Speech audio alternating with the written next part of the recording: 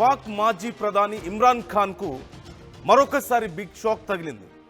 ఇమ్రాన్ ఖాన్కు మరొక 17 ఏళ్ల జైలు శిక్ష విధించింది కోర్టు. తోషఖానా అవినీతి కేసులో పాకిస్తాన్ కోర్టు శిక్షను విధించింది.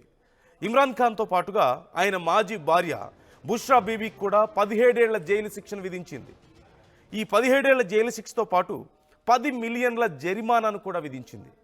2023లో సౌదీ రాజు అందించినటువంటి తోషఖానాను ప్రభుత్వానికి అప్పగించలేదు బుష్రా బీబీ.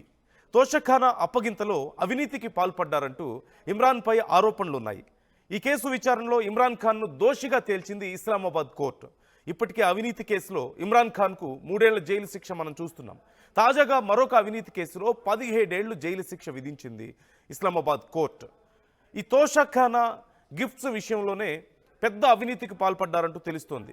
మనందరికీ తెలిసిందే, తోషఖానా గిఫ్ట్స్ అంటే ఇతర దేశాల ప్రముఖులు ఎవరైనా పాకిస్తాన్కి వచ్చినా, లేదంటే పాకిస్తాన్ ప్రధానిగా ఉన్నప్పుడు గతంలో ఇమ్రాన్ ఖాన్ ఉన్నప్పుడు వారు విదేశాలకు వెళ్ళినా సరే, ప్రముఖులు విదేశాలకు వెళ్ళినప్పుడు ఆయా దేశాలు వాళ్ళకి గిఫ్ట్స్ ఇస్తూ ఉంటాయి. అలా ఇతర దేశాలకు వెళ్ళినప్పుడు ఇచ్చే గిఫ్ట్స్ని తోషఖానా అంటారు. ఆ గిఫ్ట్స్ విషయంలో అవినీతికి పాల్పడ్డారంటూ తెలుస్తుంది. చాలా విలువైన గిఫ్ట్స్ ఉంటాయి, చాలా యాంటిక్ పీసెస్ ఇస్తూ ఉంటారు.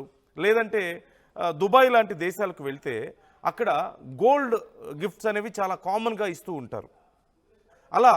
అలాంటి గిఫ్ట్స్ విషయంలో చాలా గిఫ్ట్స్ని ప్రభుత్వానికి అప్పగించాలి తీసుకువచ్చి. ఒక ప్రధాని కానీ, ఒక రాష్ట్రపతి కానీ ఏదైనా దేశాలకు వెళ్ళినప్పుడు అక్కడ గిఫ్ట్స్ ఇస్తే ఆ గిఫ్ట్స్ అన్ని పెట్టడానికి ఒక ప్లేస్ ఉంటుంది. ఆ గిఫ్ట్స్ అన్ని తీసుకొచ్చి అక్కడ పెడతారు. వాళ్ళు సొంతగా ఉంచుకోవడానికి ఉండదు, దాచుకోవడానికి ఉండదు.